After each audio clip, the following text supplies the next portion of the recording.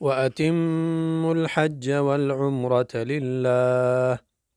اور حج اور عمرہ کو اللہ کے لیے پورا کرو۔ یہ سورہ بقرہ آیت نمبر 196 ہے، اور یہاں سے اللہ تعالیٰ احکام حج کا بیان کر رہے ہیں۔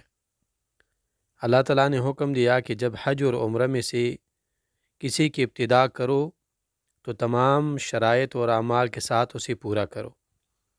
اور حج میں شرط یہ ہے کہ للہ، خاص اللہ کی رضا کے لیے ہونی چاہیے۔ اور یہ قید اس لیے اللہ تعالیٰ نے لگائی کہ مشرکین حج اور عمرہ کے بعض اعمال کے ذریعے اپنے بتوں کا تقرب حاصل کرتے تھے، اس لیے اللہ تعالیٰ نے مسلمانوں سے کہا کہ حج اور عمرہ کے تمام اعمال صرف اللہ کے رضا کے لیے ادا ہونی چاہیے۔ پھر دوسرا حکم اللہ ذکر کرتے ہیں، فَإِنْ أُحْصِرْتُمْ فَمَا اسْتَيْسَرَ مِنَ الْهَدِيِ، اللہ تعالیٰ نے فرمایا کہ پھر اگر تم روک دیے جاؤ تو قربانی میں سے جو میسر ہو وہ ذبح کرو اور وہ ادا کرو۔ تو یہ دوسرا حکم ہے کہ اگر ایک انسان حج اور عمرے کی نیت پہ نکلتا ہے لیکن راستے میں کوئی رکاوٹ پیش آ جائے، کوئی مانع پیش آ جائے، جیسے کوئی دشمن راستہ روک دے یا کوئی مرض لاحق ہو جائے یا انسان راستہ بھٹک جائے، تو محرم کو جو جانور میسر ہو، اونٹ ہے، گائے ہے، بکری ہے، کوئی بھی جانور ہے، تو اونٹ اور گائے کے 7ویں حصے میں شریک ہو جائے، اور بکرے اور دمبے اور اس طرح کے جانور جو ہے ان سے ایک جانور ذبح کرے، اس کے بعد اپنے بال منڈوا کر حلال ہو جائے، جیسے کہ رسول اللہ صلی اللہ علیہ وسلم نے کیا تھا۔ مسور ابن مخرمہ اور مروان رضی اللہ عنہما کہتے ہیں کہ رسول اللہ صلی اللہ علیہ وسلم حدیبیہ کے موقع پر عمرہ کرنے کے لیے نکلے تو راستے میں بدیل سے ملاقات ہوئی۔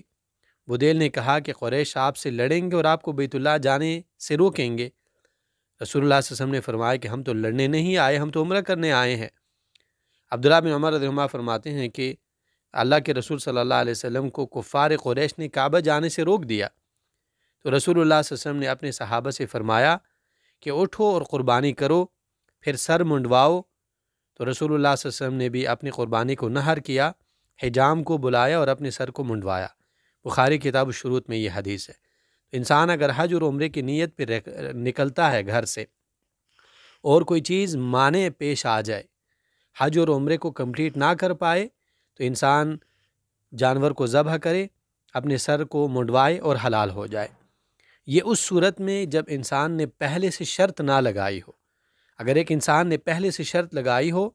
تو پھر وہ سر منڈوائے اگر مرد ہے، اور اسے ہدیہ یا قربانی پیش کرنے کی ضرورت نہیں ہے۔ اور دلیل اس پر حدیث ہے بخاری کتاب النکاح میں، عائشہ رضی اللہ عنہا فرماتی ہے کہ رسول اللہ صلی اللہ علیہ وسلم زباع بنت زبیر کے پاس آئے اور کہا کہ شاید آپ حج کا ارادہ رکھتی ہو۔ انہوں نے کہا کہ جی ہاں، اللہ کی قسم میں حج کا ارادہ رکھتی ہوں لیکن میں بیمار ہوں۔ تو رسول اللہ صلی اللہ علیہ وسلم نے فرمایا کہ آپ حج کرو اور یہ شرط لگاؤ اور کہو کہ اے اللہ، میں وہاں احرام کھول دوں گی جہاں تو مجھے روک لے گا۔ بخاری کتاب النکاح میں یہ حدیث ہے۔ اس حدیث سے یہ بات معلوم ہوئی کہ اگر انسان نے شرط لگائی ہو اور شرط لگانے کے بعد اگر کوئی رکاوٹ آئے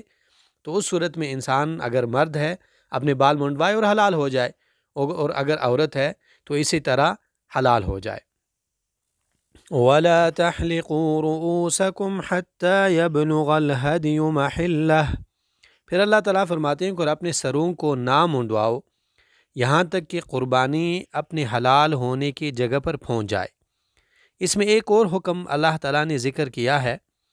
کہ اگر حج کرنے والا ہدی یعنی قربانی کا جانور اگر اپنے ساتھ لا رہا ہے تو حالت امن میں ہدی کی جگہ حرم ہے۔ جب تک ہدی یعنی کہ جانور حرم تک پہنچ نہیں جاتا، حج اور عمرہ کرنے والا تب تک کے لیے اپنے بال منڈوا نہیں سکتا۔ تو بال انسان کب منڈوائے گا؟ جب حج اور عمرے کے سارے اعمال ختم ہو جائے، حج کا جو جانور ہے وہ حرم تک پہنچ جائے، حرم تک پہنچ جانے کے بعد حاجی اپنے سر کے بال منڈوا سکتا ہے۔ اور دلیل اس پر حدیث ہے، ام المؤمنین حفصہ رضی اللہ عنہا فرماتی ہے انہوں نے رسول اللہ صلی اللہ علیہ وسلم سے پوچھا کہ اے اللہ کے رسول، لوگوں کا یہ معاملہ ہے کہ انہوں نے تو عمرہ کر کے احرام کھول دیا ہے مگر آپ نے نہیں کھولا، تو رسول اللہ صلی اللہ علیہ وسلم نے فرمایا میں نے اپنے سر کے بالوں کو چپکا لیا ہے۔ ایک مخصوص دوائی سے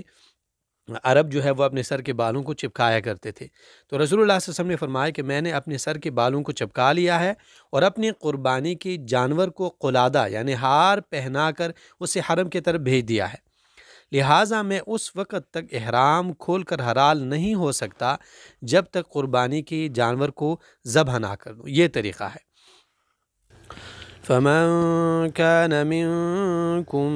مريضا أو به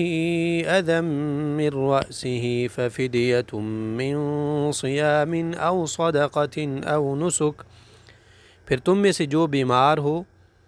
یا اسے اس کے سر میں کوئی تکلیف ہو تو روزے یا صدقے یا قربانی میں سے کوئی ایک فدیہ ہے۔ آیت کے اس حصے میں اللہ تعالیٰ نے ایک اور حکم ذکر کیا ہے، اور وہ یہ ہے کہ احرام باندھنے کے بعد عام طور پہ انسان اپنے سر کے بال منڈوا نہیں سکتا مگر عذر کی بنا پر احرام کی حالت میں سر کے بال منڈوانا جائز ہے۔ تو جو انسان تکلیف میں ہو اور وہ اپنے بال منڈوا دے تو اسے 3 چیزوں میں سے ایک بطور فدیہ دینا ہوگا، اور اس بارے میں کعب بن عجرہ رضی اللہ عنہ کی حدیث ہے، بیان کرتے ہیں کہ ہم حدیبیہ میں رسول اللہ صلی اللہ علیہ وسلم کے ساتھ تھے اور ہم احرام باندھے ہوئے تھے، لیکن مشرکین نے ہمیں عمرہ کرنے سے روک دیا۔ فرماتے ہیں کہ میرے سر پر پٹے تھے جن میں اتنی جوئیں پڑ گئی تھی کہ میرے منہ پر گر رہی تھی۔ ایسے اثناء میں رسول اللہ صلی اللہ علیہ وسلم میرے پاس سے گزرے اور فرمایا کیا تمہارے سر کی جوئیں تمہیں تکلیف پہنچا رہی ہے؟ میں نے کہا جی ہاں۔ تو اللہ تعالیٰ نے یہ آیت نازل کی فَمَن كَانَ مِنكُم مَّرِيضًا أَوْ بِهِ أَذًى مِّن رَّأْسِهِ فَفِدْيَةٌ مِّن صِيَامٍ أَوْ صَدَقَةٍ أَوْ نُسُكٍ، پھر تم میں سے جو بیمار ہو یا اسے اس کے سر میں کوئی تکلیف ہو تو روزے یا صدقے یا قربانی میں سے کوئی ایک فدیہ ہے۔ مسلم کی روایت میں ہے کہ پھر رسول اللہ صلی اللہ علیہ وسلم نے کعب رضی اللہ عنہ سے فرمایا تم سر منڈواؤ اور 3 روزے رکھو، یا 6 مساکین کو کھانا کھلاؤ یا قربانی کرو۔ تو اگر انسان معذور ہے اور اپنے سر کے بال منڈوا دے تو اسے ان 3 چیزوں میں سے ایک پر عمل کرنا ہے، یا 3 روزے رکھنے ہوں گے، یا 6 مساکین کو کھانا کھلانا ہوگا، یا قربانی دینی ہوگی۔